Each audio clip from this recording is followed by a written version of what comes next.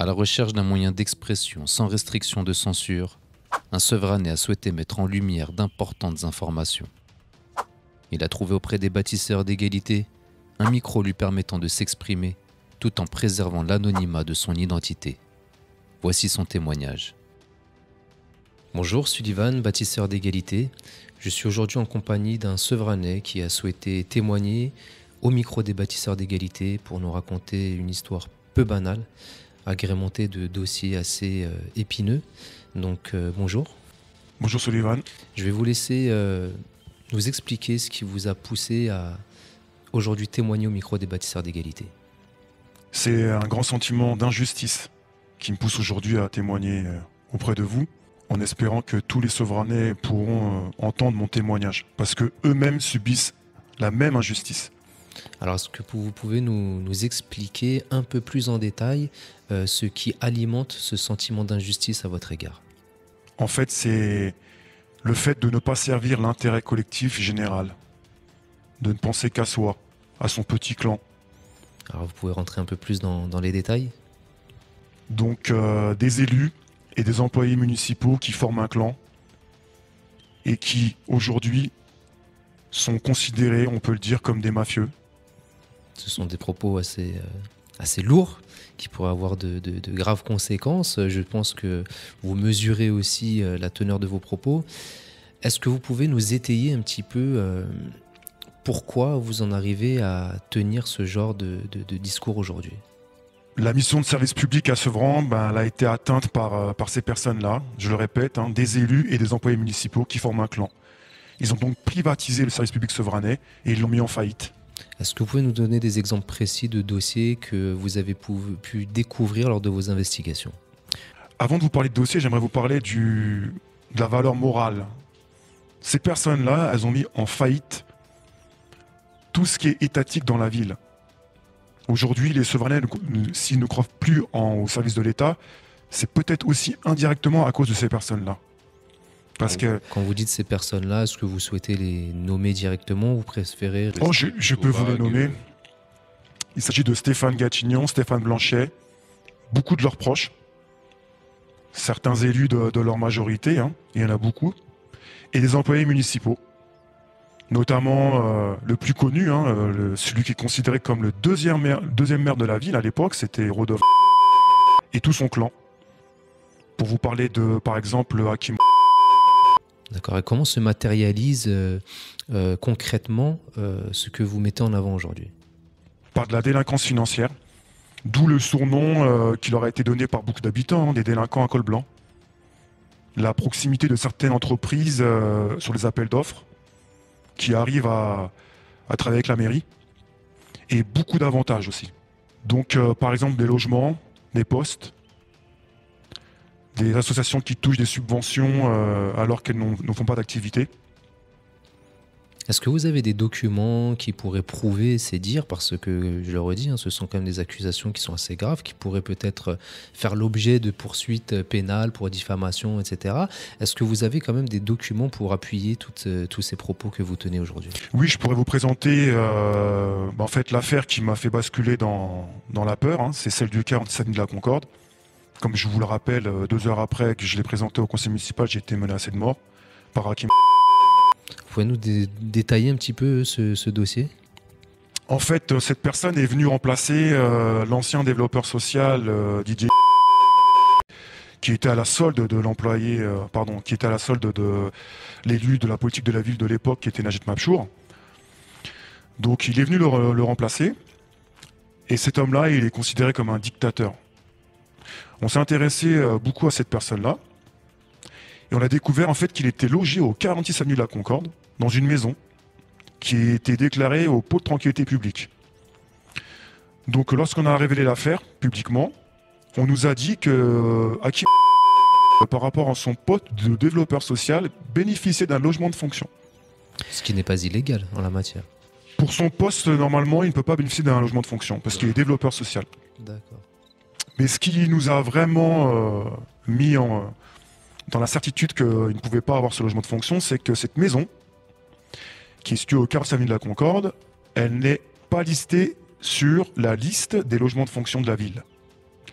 Nous avons tout naturellement demandé des explications à la mairie, qui nous a jamais répondu.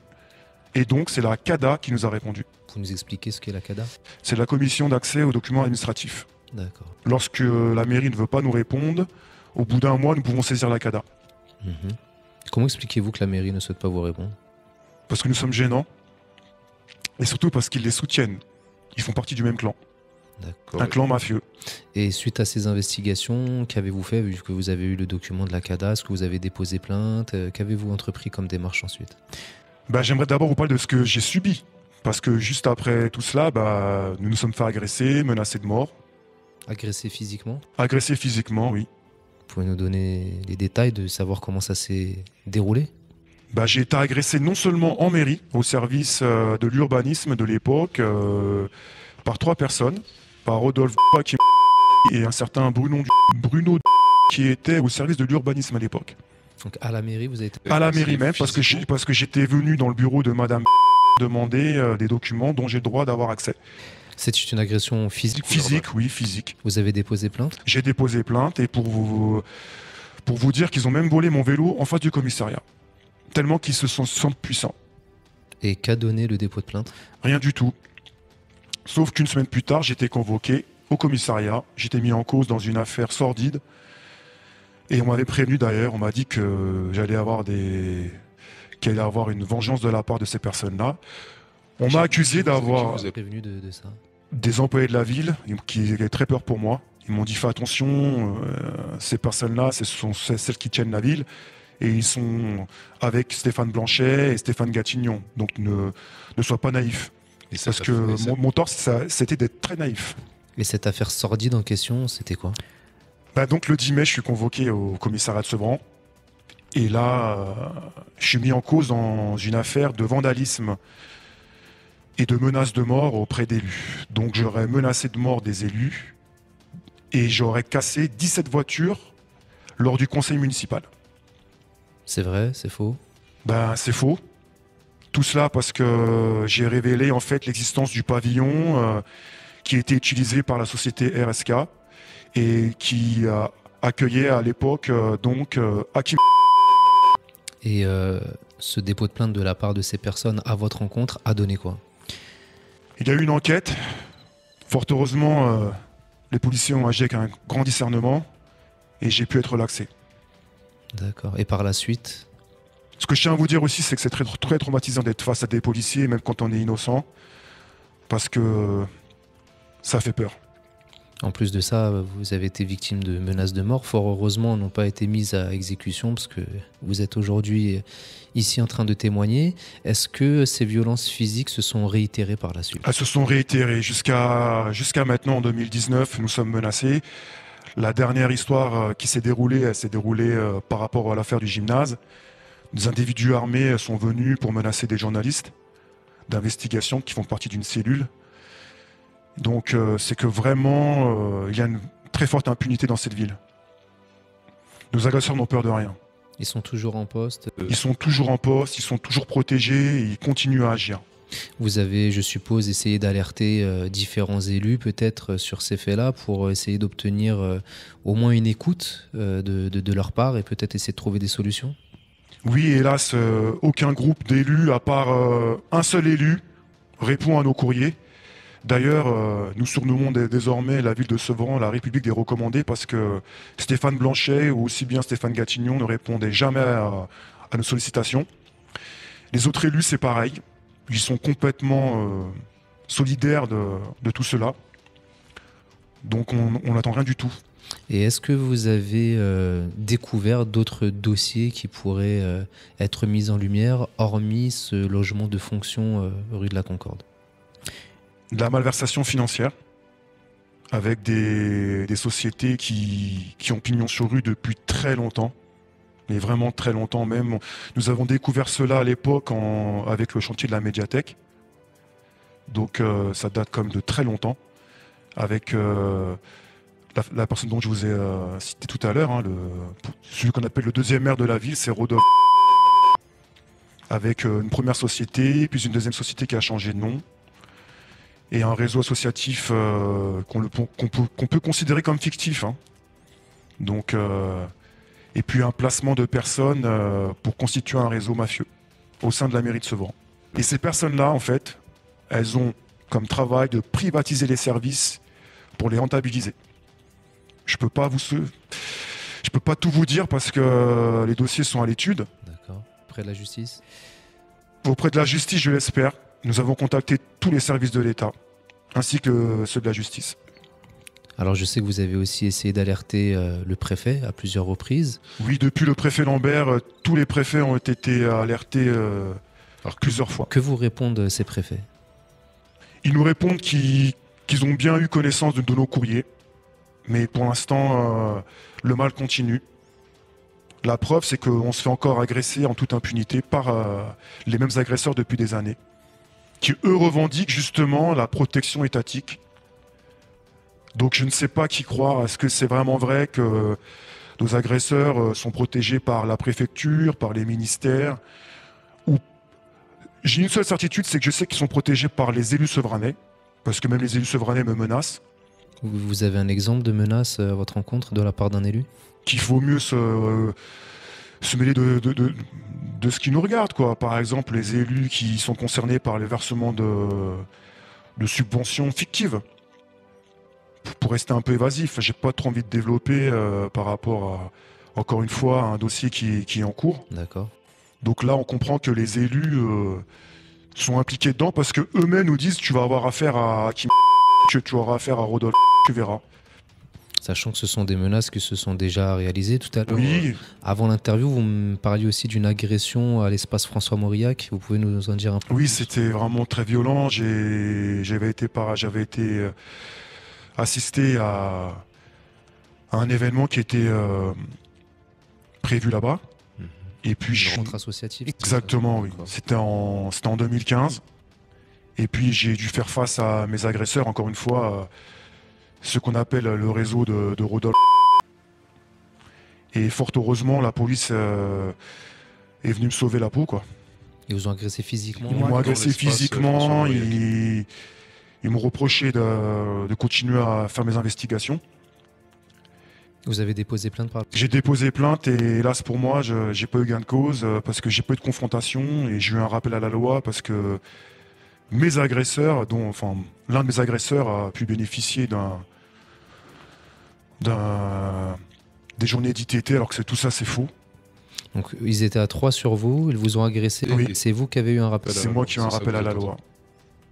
Et sachez une chose, c'est que constamment ces agresseurs-là se vantent de tout cela. Ils me disent qu'ils sont intouchables. Alors j'ai une question, j'essaie de mettre un petit peu à votre place. Ça ne doit pas être évident à vivre au quotidien, des menaces de mort, des violences physiques. Comment vous faites pour tenir et garder quand même la tête sur les épaules et avoir envie de continuer à vous battre et aujourd'hui même de témoigner à notre micro pour essayer de mettre en lumière ces éléments-là? D'une manière personnelle, moi ce que je souhaite c'est être réhabilité par la justice. Parce qu'aujourd'hui, je suis considéré comme un délinquant dans cette ville, parce qu'il y a eu un stratagème de la part des élus, des employés municipaux que j'ai mis en cause, qui fait que je ne suis pas quelqu'un de louable. Donc cela nuit énormément à mon activité associative au sein de ma ville. Et dans un second plan, c'est que j'aime ma ville, j'aime les habitants de Sevran, je travaille avec eux, j'aime les jeunes auprès de qui je travaille, et j'espère pouvoir continuer à le faire d'une manière sereine. Et j'aimerais favoriser pour tout cela l'intérêt collectif. D'accord, vous avez en quelque sorte envie d'alerter les Sevranais sur une face cachée que vous auriez découverte et que les Sevranais ne connaissent pas forcément. Oui, tout à fait, avec les membres de mon collectif, je vous rappelle, qui s'appelle le collectif Lanceurs d'alerte en danger. Vous êtes combien dans ce collectif? 4. Uniquement sur Sevran? Oui. Et est-ce que vous avez eu le soutien d'autres collectifs de lanceurs d'alerte ou d'associations, d'organisations qui auraient pu vous aider déjà peut-être psychologiquement ou dans la logistique ou même au niveau juridique, etc.? Non, hélas, parce que nous sommes très mal vus par la ville, donc les gens ne veulent pas se griller, comme on dit, en nous aidant. Et si j'ai une aide, c'est toujours d'une manière officieuse. Les gens restent très discrets pour m'aider.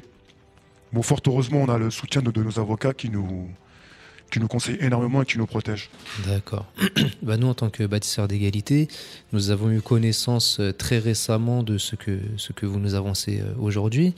Est-ce que vous pourrez quand même nous laisser à disposition certains documents pour que nous puissions constater aussi la crédibilité de vos propos. Oui, je vous remercie d'ailleurs de me le demander parce que moi je considère que ces documents-là, ce sont les documents des Sevranais. Ce ne sont pas nos documents à nous parce qu'ils sont issus de l'administration sevranaise. Donc je pense vraiment qu'avec les documents, les Sevranais doivent savoir. En tout cas, nous, comme on dit, il n'y a pas de censure au micro des bâtisseurs d'égalité. On donne la parole à toute personne qui souhaite à un moment donné mettre en lumière des choses qu'il souhaite mettre en avant. Je ne vous cache pas que dans un souci de respect du contradictoire, nous allons peut-être aussi demander aux personnes que vous incriminez aujourd'hui s'ils souhaitent prendre la parole pour donner peut-être leur version des faits et apporter des éléments factuels aussi, peut-être pour leur défense. Nous allons regarder un peu plus en détail vos dossiers avec les documents que vous nous mettrez à disposition. Et si à un moment donné, il y a vraiment des injustices et que nous pouvons aider pour plus d'égalité devant la loi, nous le ferons. Je vais vous laisser poursuivre. Dans un premier temps, si vous avez envie de poursuivre et mettre en lumière encore d'autres faits, et si vous souhaitez conclure et nous laisser le mot de la fin, c'est à vous de voir. Nous pouvons continuer, nous avons du temps, c'est à vous de voir ce que vous souhaitez mettre en lumière ou ce que vous souhaitez pour le moment conserver dans des soucis de confidentialité ou d'affaires en cours. Bah déjà, je tenais à vous dire que face à cette dictature-là, j'ai pu trouver dans votre espace un moyen de pouvoir m'exprimer librement. Et on tenait à vous remercier au nom de notre collectif. Je rappelle, le collectif Lanceurs d'alerte en danger. Si vous voulez, je peux vous montrer quelques documents qui peuvent attester que je suis bien en contact avec les services de l'État et les services judiciaires, d'où notre questionnement perpétuel. Pourquoi rien n'est fait? Et je pourrais aussi vous présenter des dossiers avec des documents très simples qui prouveront tout ce que je vous dis. Bien sûr, nous sommes preneurs et nous n'hésiterons pas à les mettre en lumière aussi pour que les Sevranais puissent avoir accès à ce type de documents qui donneront aussi de la crédibilité à vos propos aujourd'hui qui, je le répète, sont quand même d'une gravité assez importante.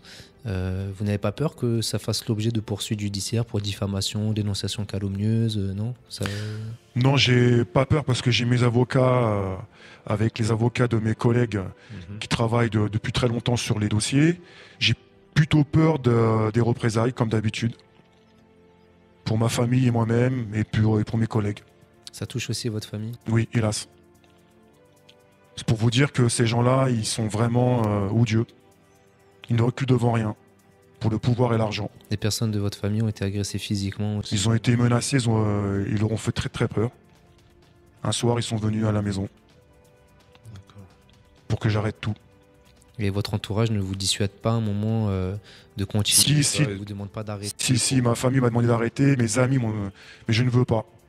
Je vais poursuivre mon combat pour que la vérité se manifeste. Même s'il faut en payer le prix cher. J'espère que nous n'en arriverons pas jusque-là. Quand on parle de payer le prix cher, je suppose que vous faites peut-être allusion à une menace de mort qui pourrait se concrétiser. J'espère sincèrement que ça ne sera pas le cas. Je vous souhaite vraiment beaucoup de courage, parce qu'il faut beaucoup de courage pour venir témoigner et mettre en lumière des éléments tels que ceux-là, sachant ce que vous vivez au quotidien comme menace et comme violence physique.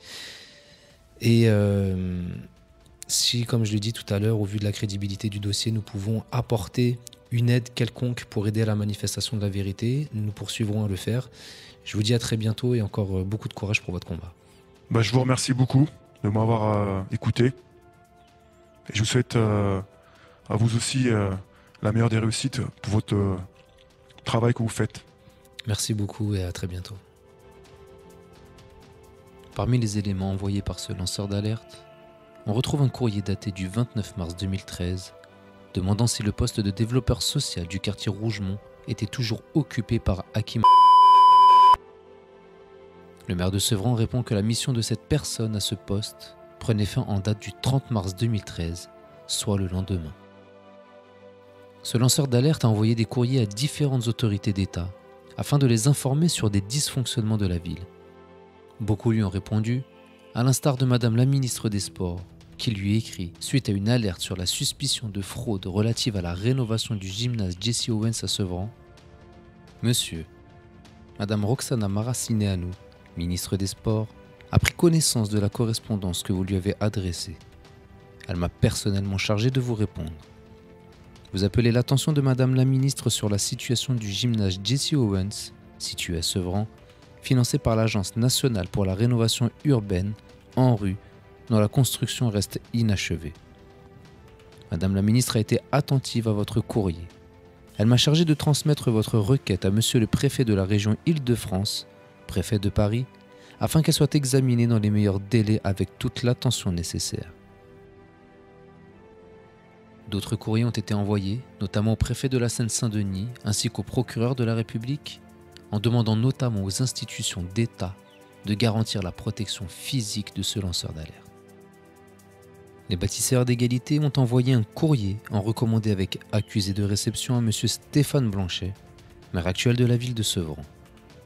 Ce courrier prévenait le maire des accusations portées à l'encontre de certains élus et agents de la ville dont il fait partie et lui proposait d'apporter un contradictoire à ces différents éléments accusateurs. Malheureusement, aucune réponse n'a été adressée aux bâtisseurs d'égalité à ce jour. Nous espérons que la lumière pourra être faite sur ces dossiers, afin que les Sevranais puissent avoir accès à la vérité et qu'ils puissent se faire une idée précise de qui sont réellement certains de leurs élus. L'égalité judiciaire, c'est aider à la manifestation de la vérité